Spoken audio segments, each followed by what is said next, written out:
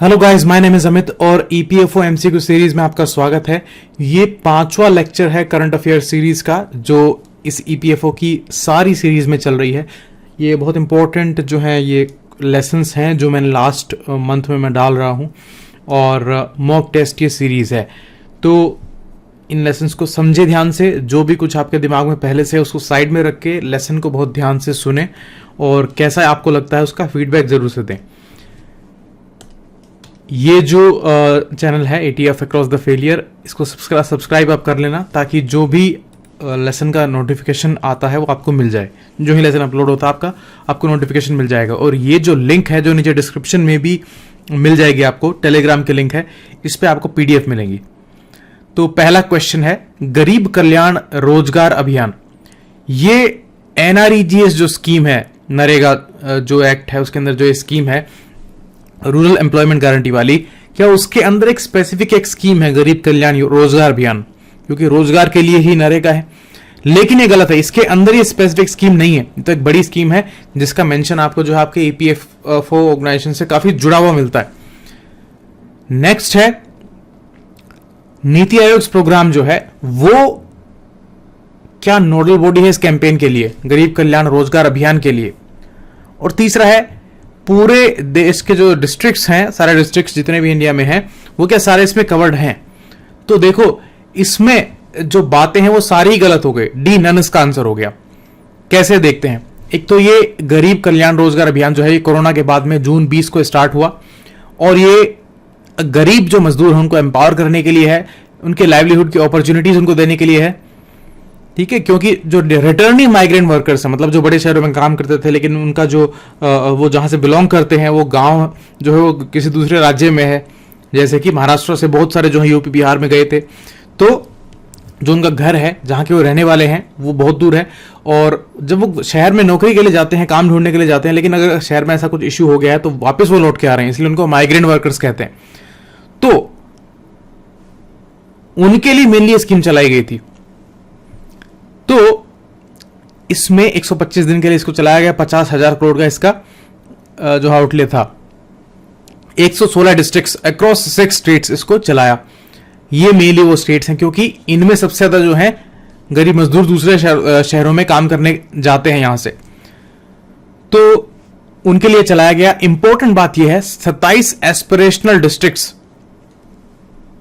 इसमें चुने गए, मतलब ये सारे देश के लिए नहीं है। एस्पिरेशनल डिस्ट्रिक्ट प्रोग्राम जो है वो नीति आयोग का है, जिसमें जो पीछे रह गए जो डिस्ट्रिक्ट्स बहुत सारे पैरामीटर्स के अंदर, उनको स्पेसिफिक जो है फोकस किया जाता है। तो ये नीति आयोग की स्कीम है एस्पिरेशनल डिस्ट्रिक्ट्स जो प्रोग्राम है वो। लेकिन ये जो गरीब कल्याण रोजगार अभियान है इसके लिए नोडल एजेंसी जो है वो नीति आयोग नहीं है। ये एस्पिरेशनल डिस्ट्रिक्ट प्रोग्राम जो है वो नीति आयोग का प्रोग्राम है।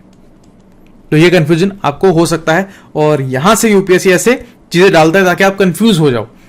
तो अगर आपको सही में नॉलेज है तो ये आप उसको सही कर पाओगे। और ये नरेगा स्कीम के लिए है, 2005 से चल रही है और इफेक्टिव 2006 में हो गई थी फरवरी में। ठीक है, एक्ट जो था वो 2005 का एक्ट था और इसमें 18 से ऊपर वाले जितने भी हैं जो अनस्किल्ड वर्क उनको मिलता है। अनस्किल्ड वर्क मतलब उनके लिए स्किल्ड होना जरूरी नहीं है लेबरर्स को, और जो उसकी कॉस्ट होती है सारी अनस्किल्ड लेबर की वो सेंट्रल गवर्नमेंट बेयर करती है। और जो कॉस्ट ऑफ मटेरियल है वो 75% सेंट्रल गवर्नमेंट देती है, वो उसको बेयर करती है। बाकी जो बचा हुआ जो कॉस्ट है वो स्टेट जो है वो उसको बेयर करता है, मतलब वो उसको भुगतेगा। और ये एक डिमांड ड्रिवन स्कीम है, सोशल सिक्योरिटी की भी है, लेबर लॉ की भी है एक तरह से, क्योंकि इसमें लेबर लॉज जो वो भी लागू होंगे। एक्चुअली अगर आप लेबर तो दे रहे हो उनको तो वो लॉज भी लागू होंगे। और राइट टू वर्क भी एनफोर्स इससे होता है। और मिनिस्ट्री ऑफ रूरल डेवलपमेंट जो है वो इसको मॉनिटर करती है, इंप्लीमेंट करती है, ये याद रखना। और वही इसकी नोडल बॉडी भी है। नेक्स्ट है कौन सी कंट्री जो है वो एससीओ ऑर्गेनाइजेशन की मेंबर नहीं है। अब ये आपको पता होना चाहिए एससीओ कौन सा है। तो पहला जो है वो शंघाई से आता है।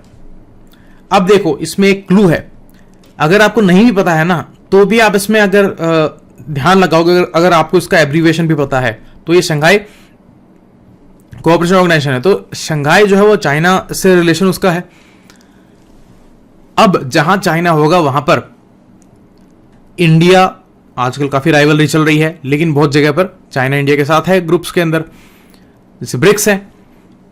लेकिन चाइना और जापान जो है वो रेयरली कहीं पे साथ मिलते हैं, इसलिए इसका आंसर होगा जापान। इसमें वैसे नॉलेज तो होना बहुत जरूरी है, क्योंकि कई बार आप मान लीजिए तुक्का मारते हैं और पाकिस्तान कर दें तो गलत हो जाएगा, पाकिस्तान इसका मेंबर है। तो आंसर इसका होगा जापान, बी। ये देखो, जो वाइस प्रेसिडेंट ऑफ इंडिया थे, इन्होंने जो है लॉन्च किया था पहला SCO online exhibition on shared Buddhist heritage. क्योंकि देखो, ये जो कंट्रीज है मेनली चाइना और इंडिया जो है, बुद्धिज्म इनमें फैला हुआ है और ये रिलेशन हजारों सालों का है। तो SCO को वैसे अलायंस ऑफ द ईस्ट भी बोलते हैं, ये भी इसका एक पॉपुलर नाम है SCO का।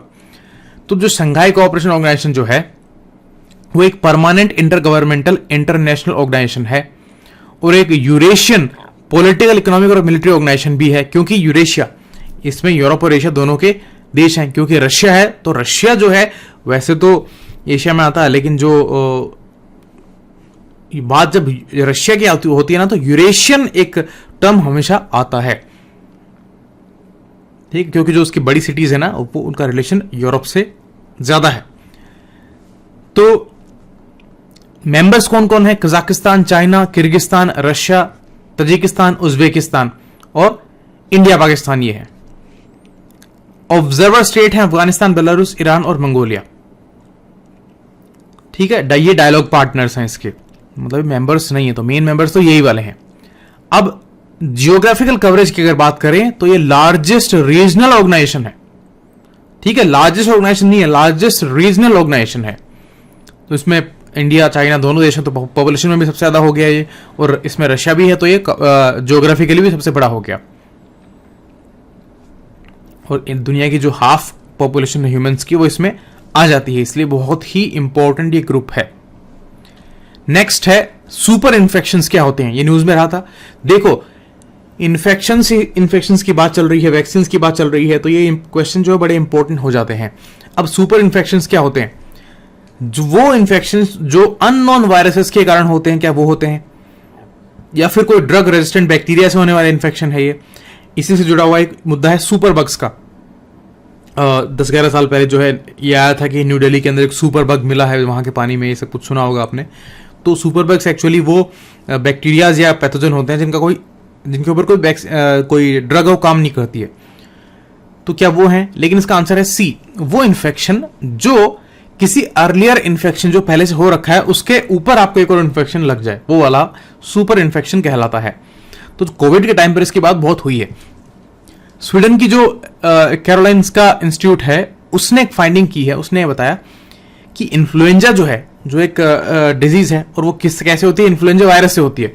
तो जो कॉमन कोल्ड जो होता है ना, वैसा ही ये होता है। मतलब कॉमन कोल्ड जैसे सिम्टम जो सारे होते हैं वो इन्फ्लुएंजा वायरस के इन्फेक्शन से होते हैं। तो इन्फ्लुएंजा जो है वो ज्यादा लोगों को ससेप्टेबल बना देता है बैक्टीरियल इन्फेक्शन के लिए। कैसे? क्योंकि उस टाइम जब ये इन्फेक्शन होता है वायरस का, तो बॉडी की इम्यूनिटी से लड़ रही होती है, मतलब बॉडी की इम्यूनिटी कमजोर एक तरह से हो जाएगी उस टाइम पर। तो उस टाइम पर जो है बैक्टीरियल इन्फेक्शन जो है वो हो सकते हैं, और अधिकतर जो वो लंग्स से रिलेटेड इन्फेक्शन होते हैं ना, लंग्स और गले से, वो होते हैं। इसलिए हमेशा जब भी आप जुकाम के लिए दिखाने जाओगे डॉक्टर को, तो आपको जो है एंटीबायोटिक लिख देता है, और एंटीबायोटिक हमेशा जो है वो लिखेगा एजिथ्रोमाइसिन वगैरह, और जो गले के इन्फेक्शंस के लिए, इन सब के लिए होती है। तो जो इन्फेक्शन कोई भी पहले से हो रखा है उसके ऊपर एक और इन्फेक्शन हो जाए, वो सुपर इन्फेक्शन कहलाएगा। और उसके बाद अधिकतर केस में ब्रॉड स्पेक्ट्रम एंटीबायोटिक्स दी जाती हैं। अब ये एंटीबायोटिक्स या एंटीबायोटिक्स जो भी आप किसको बोले, ब्रॉड स्पेक्ट्रम मतलब ये सबसे पावरफुल वाली होती है। अब ये एक्चुअली सुपर इन्फेक्शन क्या होता है? ये एक ओवर ग्रोथ होती है एक अपॉर्चुनिस्टिक पैथोजन की, मतलब कि पहले से वायरस का अटैक है बॉडी के ऊपर, बॉडी लड़ रही है, तो इस बैक्टीरिया को अपॉर्चुनिटी मिल गई और ये बीमारी पैदा कर सकता है, इसलिए इसको पैथोजन बोलते हैं। पैथोजन वायरस भी हो सकते हैं, पैथोजन बैक्टीरिया भी हो सकता है, पैथोजन कोई प्रोटोजोआ भी हो सकता है, या कोई भी जो इस तरह के जो ऐसे होते हैं ना कि सिंगल सेल्ड वाले या मल्टी सेल्ड वाले जो ऑर्गेनिजम्स होते हैं जो आपके शरीर में बीमारी पैदा कर सकते हैं, वो पैथोजन कहलाते हैं। तो बैक्टीरिया, यीस्ट, ये इनमें से कोई भी हो सकता है। तो ये इन्फ्लुएंजा का यहाँ पर केस बताया है। इन्फ्लुएंजा का जब इन्फेक्शन होता है तो बहुत बार जो है न्यूमोनिया हो जाता है, और वो सेकेंडरी न्यूमोनिया होता है, क्योंकि वो एक्चुअल में इन्फेक्शन तो इन्फ्लुएंजा का हुआ था, लेकिन बाद में इम्यूनिटी कम होने के कारण न्यूमोनिया हो गया। और न्यूमोनिया जो होता है वो अधिकतर बैक्टीरिया से होता है, न्यूमोकोकाई से। तो न्यूमोकोकल इन्फेक्शन जो होते हैं वो तो बैक्टीरिया का एक ग्रुप है, लेकिन ऐसा नहीं कि न्यूमोनिया उसी से ही होता है। अगर क्वेश्चन आ जाए कि न्यूमोनिया किससे होता है, तो कई कारणों से हो सकता है। न्यूमोनिया वायरस से भी हो सकता है, न्यूमोनिया बैक्टीरिया से भी हो सकता है। न्यूमोनिया एक्चुअली एक कंडीशन है जिसमें फेफड़ों में लिक्विड भर जाता है। वो पस भी हो सकती है, वो पानी भी हो सकता है, या कोई और लिक्विड भी हो सकता है। तो वो न्यूमोनिया वाली कंडीशन है कि फेफड़ों में लिक्विड भर गया है। लेकिन अधिकतर केस में ये न्यूमोकोकल इन्फेक्शन से होता है। मोस्ट कॉमन कॉज है ये न्यूमोनिया का, और इससे डेथ भी काफी ज्यादा होती है, और ओल्ड एज के लोगों को ज्यादा होता है, ये बच्चों में भी काफी होता है। नेक्स्ट है OIC। ये second largest inter governmental organisation है after UN with membership of 57 state. क्या ये सही बात है? देखो, ये जो इस्लामिक कंट्रीज का एक ग्रुप है, और ये सही बात है क्योंकि इस्लामिक जो देश हैं उनके अंदर अगर पॉपुलेशन को देखा जाए तो बहुत बड़ी पॉपुलेशन बनती है। मुस्लिम्स की पॉपुलेशन जो है वो वर्ल्ड में सेकंड नंबर पे आती है, और ये मुस्लिम कंट्रीज का ये ग्रुप है। तो 57 स्टेट्स इसमें आते हैं, और अधिकतर अफ्रीका के स्टेट्स हैं और मिडिल ईस्ट के हैं। अब इंडिया जो है वो क्या फाउंडिंग मेंबर था OIC का पहले, और अब अभी नहीं है मेंबर, ऐसा नहीं है। इंडिया में देखो, वैसे जो दुनिया के जो मुसलमानों की संख्या है वो बहुत बड़ी इंडिया में है, लेकिन फिर भी इंडिया इसका मेंबर नहीं है। हेडक्वार्टर इसका जेद्दा सऊदी अरेबिया में है, ये बात करेक्ट है, लेकिन सेकंड गलत है। तो फर्स्ट एंड थर्ड ए इसका करेक्ट आंसर होगा। इसके बारे में जानते हैं। इंडिया ने अभी रिसेंटली क्या हुआ था, 47th सेशन इसका हुआ था, काउंसिल ऑफ फॉरेन मिनिस्टर्स का, नियामे नाइजर जो कंट्री है वहां पर। तो वहां पर जम्मू कश्मीर की पॉलिसीज के ऊपर जो है थोड़ा क्रिटिसिज्म इनकी तरफ से आया, और ये बहुत बार आ चुका है। इंडिया की पॉलिसी, इंडिया का जो इशू कश्मीर का, उसके ऊपर ये थोड़ा सा इंडिया के लिए नेगेटिव रहते हैं, तो इंडिया ने स्ट्रांगली उसको रिजेक्ट भी किया है। अब OIC जो है वो second largest inter governmental organisation है after UN, organisation of Islamic cooperation. 57 states इसके मेंबर हैं। इंडिया इसका मेंबर नहीं है। कलेक्टिव वॉइस है मुस्लिम वर्ल्ड का, और मुस्लिम्स के इंटरेस्ट को बचाने के लिए और इंटरनेशनल पीस के लिए, हार्मनी के लिए मेनली काम करता है। ये उसका ऑफिशियल स्टैंड है।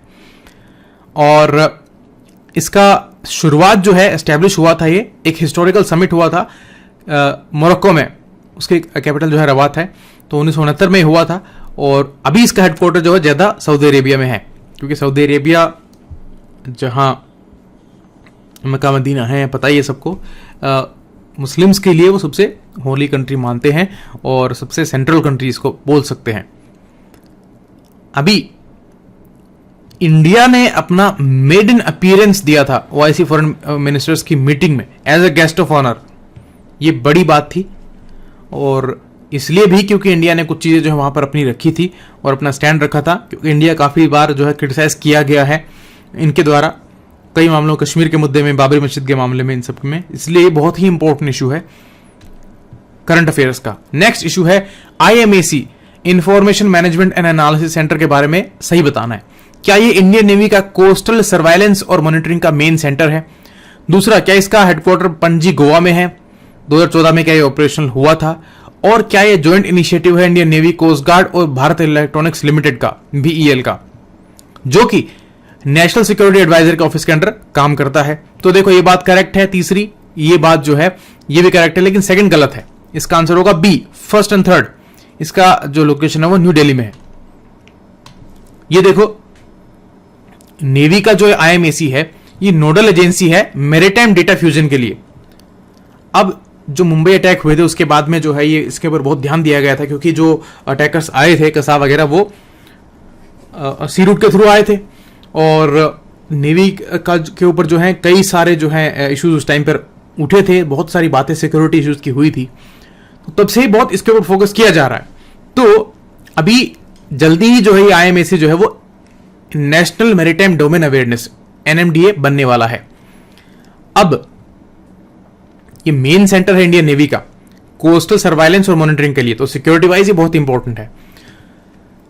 और सॉरी, जो मैंने दिल्ली बताया एक्चुअली ये गुरुग्राम में हरियाणा में है, मतलब NCR में पड़ता है, इसलिए इसको दिल्ली बोल देते हैं, बाकी ये गुरुग्राम हरियाणा में पड़ता है। और वैसे गुरुग्राम जो है एनसीआर रीजन में आता है, नेशनल कैपिटल रीजन में। ज्वाइंट इनिशिएटिव ये है इंडियन नेवी का, कोस्ट गार्ड का, ये अलग अलग जो है बॉडीज होती हैं, इसको आप जनरलाइज नहीं कर सकते हो, और भारत इलेक्ट्रॉनिक्स लिमिटेड का। और इंपॉर्टेंट बात ये फंक्शन करता है नेशनल सिक्योरिटी एडवाइजर के ऑफिस के अंडर में। और ये एक और चीज का नोडल सेंटर है, किसका? NC3I का, national command control communication and intelligence network का। ठीक है, तो ये फंक्शन क्या करता है? ये ट्रैक करता है वेसल्स को हाई सीज में जो है, मतलब जो ओपन ओशंस हैं वहां पर जो चल रहे होते हैं उनको ये ट्रैक करता है, और डेटा लेता है कोस्टल रेडार से। व्हाइट शिपिंग एग्रीमेंट्स, जो देखो शिप्स कई तरह के होते हैं, एक तो व्हाइट शिप्स एग्रीमेंट मतलब उनके लिए जो होता है, जो कमर्शियल शिप्स होते हैं जिनका मिलिट्री जो नेवी वगैरह से रिलेशन नहीं होता है। कुछ ब्लैक होते हैं जिनको ब्लैक शिप्स कहा गया है, वो black agreement, black ship agreement जहां पे होता है वो उनके लिए है जो इलीगल वाले होते हैं, और एक जो नेवी से रिलेटेड होते हैं उनके लिए अलग होता है। तो उसमें इसका रोल है, और भी बहुत सारे, मतलब सिक्योरिटी और ऑब्जर्वेशन का इसका मेन काम है। अब कोई NC3IN के बारे में पूछे तो इंडियन नेवी ने ये जो है इसको एस्टेब्लिश किया था, national command control communication and intelligence network. इसके 51 स्टेशंस हैं और अलग अलग जगह पे लोकेटेड हैं। ठीक है, नोडल बॉडी जो है वो IMAC है। इंडिया की 7516 किलोमीटर लंबी कोस्ट लाइन है, ये भी एक इंपॉर्टेंट क्वेश्चन है। नेक्स्ट है परचेजिंग मैनेजर्स इंडेक्स, PMI। बहुत बार इसका न्यूज में आता है, हर मंथ इसका आप डेटा जो है वो देखते हो, सॉरी डेटा नहीं मतलब इसका मेंशन आप देखते हो करंट अफेयर्स में। तो PMI जो है वो क्या GST लाइबिलिटी के बारे में बताता है हर बिजनेस ओनर के साथ? नहीं, बिल्कुल ही गलत है, इसका इससे कोई रिलेशन नहीं है। ये अभी देखते हैं क्या है ये, लेकिन हाँ सेकंड सेंटेंस इसका सही है कि ये सेपरेटली कैलकुलेट होता है मैन्युफैक्चरिंग और सर्विस सेक्टर के लिए। तो इसी में इसका डिटेल है, मतलब मैन्युफैक्चरिंग और सर्विस सेक्टर के लिए PMI होता है, परचेजिंग मैनेजर्स इंडेक्स। बहुत इंपॉर्टेंट इंडेक्स है ये, कॉम्पोजिट इंडेक्स होती है PMI। कॉम्पोजिट मतलब दो से मिलकर बनाया है, या दो से अधिक से मिलकर बनाया है ये। तो मैन्युफैक्चरिंग और सर्विसेज का अलग अलग निकलता है, लेकिन इसको कंबाइन कर देते हैं फिर PMI बनती है। तो आंसर इसका होगा ओनली टू बी।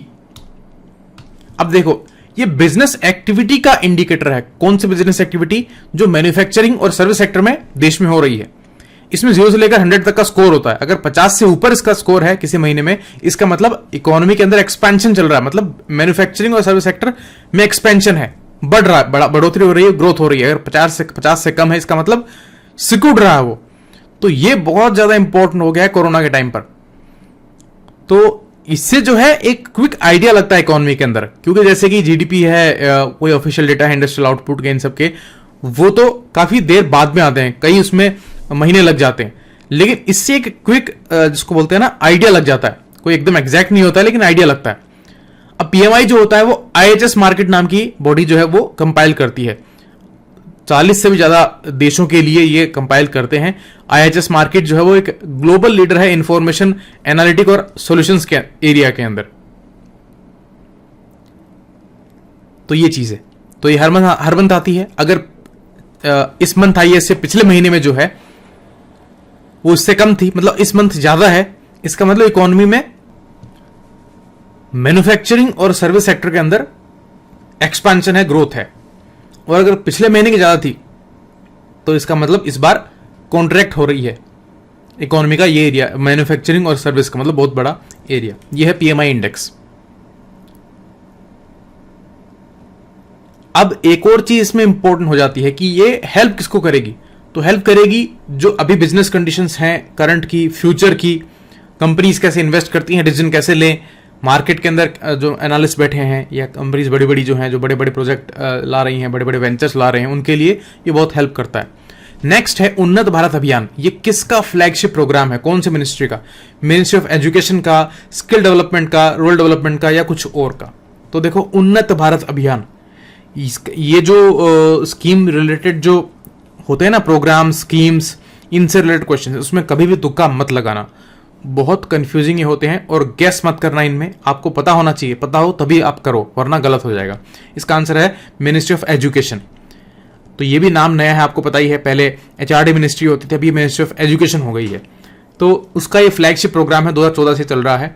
और इसमें क्या है खास बात, इसकी क्या है कि जो हायर एजुकेशन इंस्टीट्यूशंस हैं जो बड़ी इंपॉर्टेंट हैं उनको लिंक किया जाएगा गांव से, मतलब एक बॉडी के एक इंस्टीट्यूशन के साथ में 5 कम से कम विलेज जोड़े जाएंगे और वो फिर कंट्रीब्यूट करेंगे उनके इकोनॉमिक और सोशल बेनिफिट के लिए कि गांव में होलिस्टिक डेवलपमेंट कैसे हो इन एरियाज में।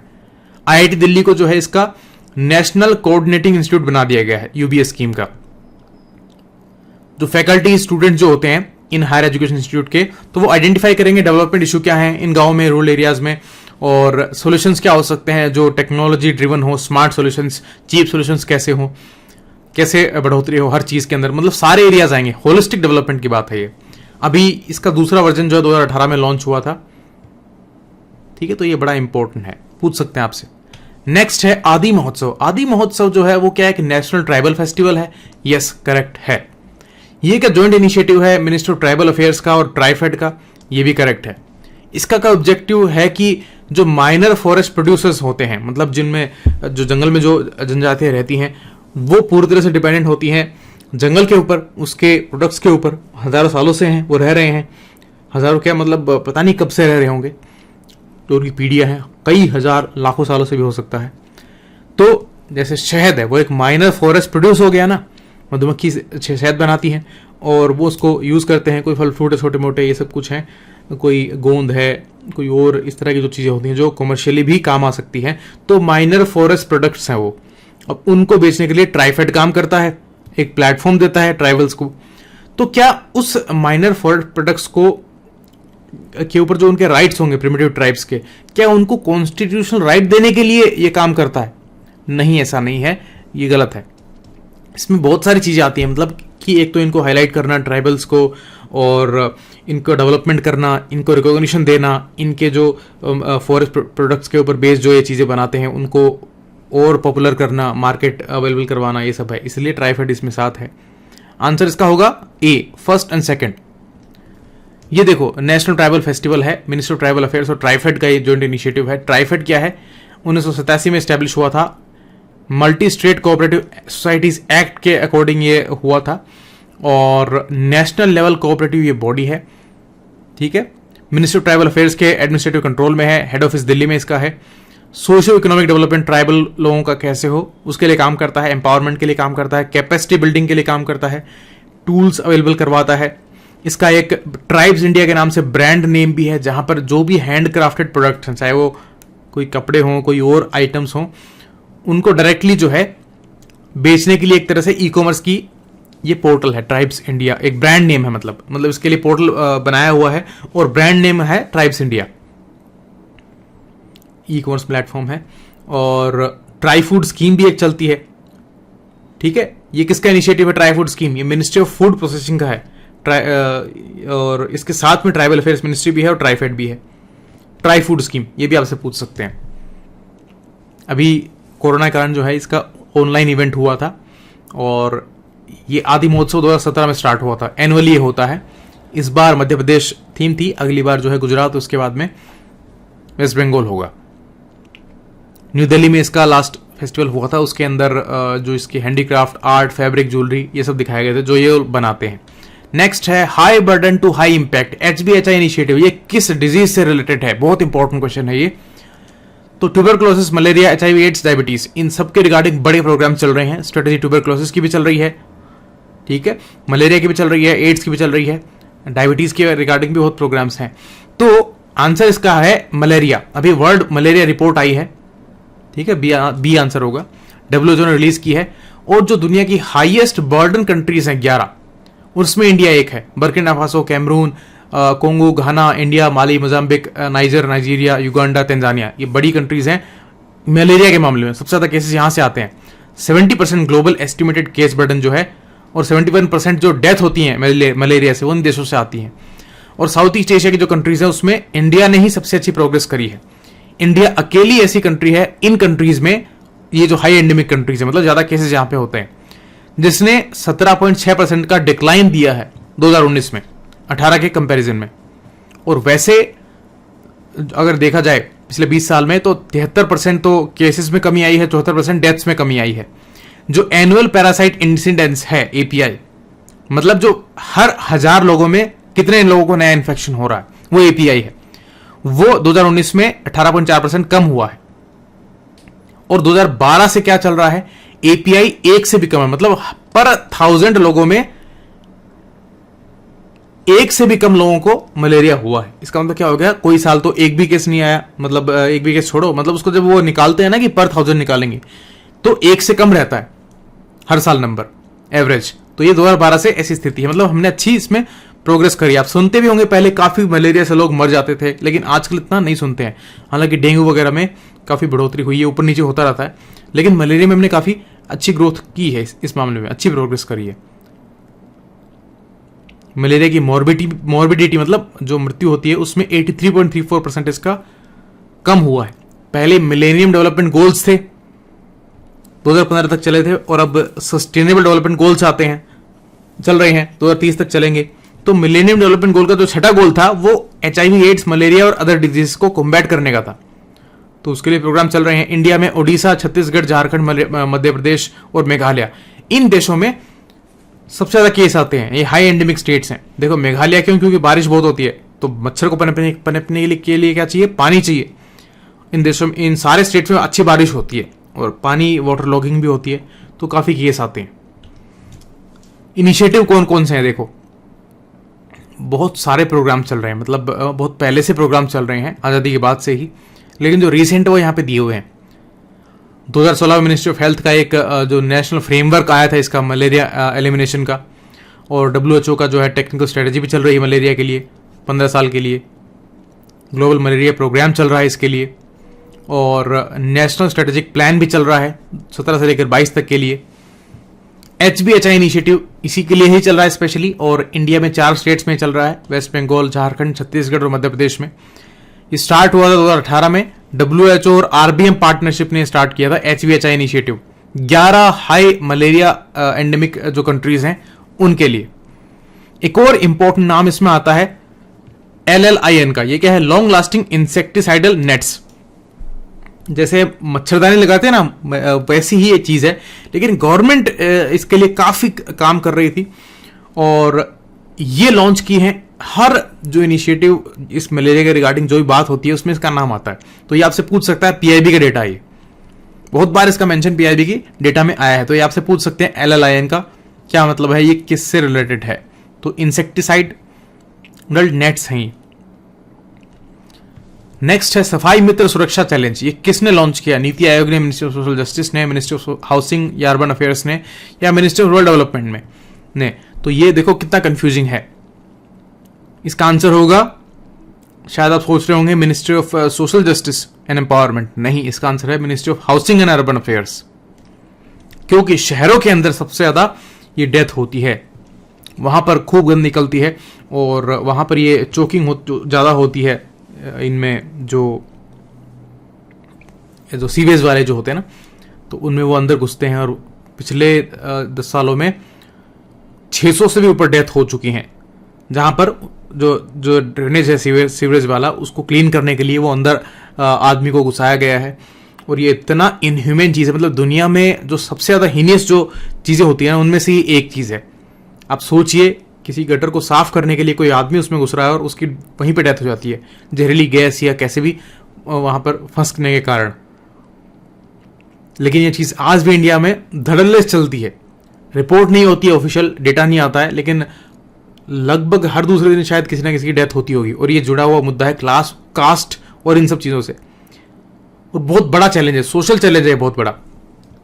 तो इसके लिए मिनिस्ट्री ऑफ सोशल जस्टिस ने तो जो है लॉ अमेंड किया है, ठीक है। The prohibition of employment as manual scavengers and their rehabilitation bill 2020 में आया था, और इसके लिए नेशनल एक्शन प्लान चल रहा है।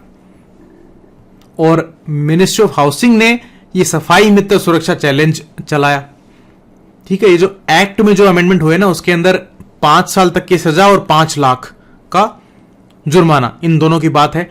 कोई सा एक भी हो सकता है, दोनों भी लागू हो सकते हैं बड़े केस में। लेकिन इसमें बड़े चेंजेस यही किए गए हैं कि कंप्लीटली मैकेनाइज किया जाए सीवर क्लीनिंग को, मतलब मशीनों से ही क्लीनिंग हो, कोई आदमी इसमें इन्वॉल्व नहीं होगा। अगर कोई करता है तो इसके अंदर बड़े सख्त प्रोविजन होंगे।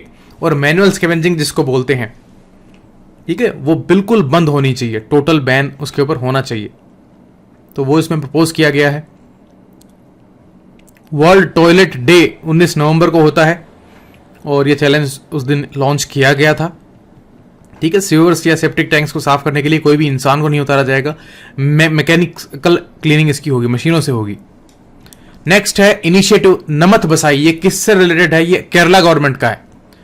फोक आर्ट से है, संस्कृत थिएटर से है, या वर्नाकुलर लैंग्वेज में एजुकेशन से है, या फिर इंस्टीट्यूशनल डिलीवरी से है। सारी चीजें केरला से रिलेटेड हैं। लेकिन नमत बसाई जो है वो मुद्दा है वर्नाकुलर लैंग्वेज का। वर्नाकुलर का मतलब है जो लोकल लैंग्वेज वहां की है उससे। जब हम हिस्ट्री पढ़ते हैं, इंडिया की एजुकेशन हिस्ट्री पढ़ते हैं, आजादी से पहले जो ब्रिटिशर्स लेके आए थे कई सारे प्रोविजंस, लॉज, तो वर्नाकुलर लैंग्वेज की बात बहुत बार आती है। वर्नाकुलर का मतलब है जो लोकल वहां की लैंग्वेज है उसके अंदर एजुकेशन। तो ये प्रोग्राम केरला गवर्नमेंट का है। देखो इनिशिएटिव कौन कौन से चल रहे हैं रीजनल लैंग्वेज को प्रमोट करने के लिए। एक तो बड़ी बात आई है कि जो टेक्निकल कोर्सेज हैं उनको लोकल लैंग्वेज में शुरू किया जाए। नेशनल एजुकेशन पॉलिसी के अंदर भी इसकी बात है। और एक CSTT जो है, commission for scientific and technical terminology, वो पब्लिकेशन ग्रांट देता है इसके लिए। यूनिवर्सिटी लेवल की जो बुक्स हैं अगर रीजनल लैंग्वेज में छपती हैं तो उसके लिए ग्रांट देता है। और ये जो है कमीशन 1961 में स्टैब्लिश हुआ था। एक नेशनल ट्रांसलेशन मिशन भी चल रहा है और वो कौन चलाता है, इंप्लीमेंट कौन करता है? CIIL, central institute of Indian language. ये मैसूर में है, पूछ सकते हैं आपसे। 1969 में ये एस्टैब्लिश हुआ था ये संस्थान, और मिनिस्ट्री ऑफ एजुकेशन के अंडर ये काम करता है। ठीक है, UGC ने भी बहुत सारे प्रोग्राम इसके लिए चला रखे हैं। स्कीम चलती है establishment of centre for endangered language in central universities.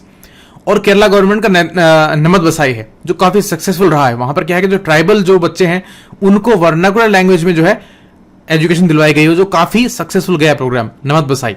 तो ये बहुत इंपॉर्टेंट, इसका आपसे पूछ सकते हैं। ग्लोबल एफर्ट की बात करें तो एक येलो प्रोक्लेमेशन है UN का, जो यूनेस्को जो है ना उसने ये स्टार्ट किया था येलो प्रोक्लेमेशन, और चाइना में चांगसा में स्टार्ट किया था 2018 में।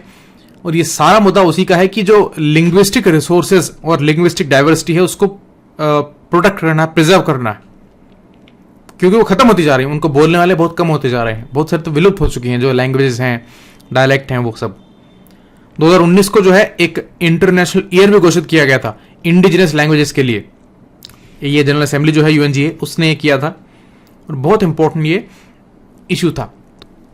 नेक्स्ट अगर बात करें रीजनल लैंग्वेज को प्रमोट करने के लिए, सेफगार्ड करने के लिए लीगल प्रोविजंस क्या है। पहला आर्टिकल 29। देखो माइनॉरिटीज जो है अपना कोई लैंग्वेज या कोई राइटिंग्स उनको प्रिजर्व कर सकते हैं, उनको अधिकार है, ये दिया गया है, फंडामेंटल राइट्स में है। आर्टिकल 120 बोलता है कि जो पार्लियामेंट के अंदर जो है हिंदी इंग्लिश दोनों यूज की जा सकती हैं, या फिर कोई भी अपनी लैंग्वेज में बोलना चाहे तो उसको ट्रांसलेटर उनको मिलेगा और वो फ्रीली अपने लैंग्वेज में वहां बात कर सकते हैं। जो पार्ट 17 है इंडियन कॉन्स्टिट्यूशन का वो ऑफिशियल लैंग्वेजेस के रिगार्डिंग है। आर्टिकल 343 से 351 तक इसी के रिगार्डिंग बात की गई है। आर्टिकल 350A जो है वो ये कहता है कि इंस्ट्रक्शंस जो है प्राइमरी स्टेज के ऊपर मदर टंग में मिलने चाहिए। ठीक है, जो बच्चे शुरुआत में पढ़ते हैं, प्राइमरी स्टेज होती है एजुकेशन की, उसके अंदर मदर टंग में ज्यादा समझ में आता है उनको, बजाय कोई नई लैंग्वेज के। आर्टिकल 350B जो है वो special officer for linguistic minorities के लिए प्रोविजन देता है कि प्रेसिडेंट अपॉइंट करेगा स्पेशल ऑफिसर इसके लिए। आर्टिकल 351 जो है वो हिंदी लैंग्वेज को प्रमोट करने के लिए है। 8वां शेड्यूल जो है वो सारा 22 जो लैंग्वेजेस हैं, जो शेड्यूल्ड लैंग्वेज बोलते हैं, जिनको रिकॉग्नाइज किया गया है, ये उनके लिए है। और राइट टू एजुकेशन एक्ट जो है वो भी ये बोलता है कि बच्चे की जो मदर टंग है उसमें शुरुआती एजुकेशन होनी चाहिए। तो ये आज का आपका लेसन था, और देखते रहिए लेसन, कुछ भी चीज छोड़ना मत, सबसे इंपॉर्टेंट लेसन ही एग्जाम तक आएंगे। Thanks a lot, keep watching, it was Amit Saini.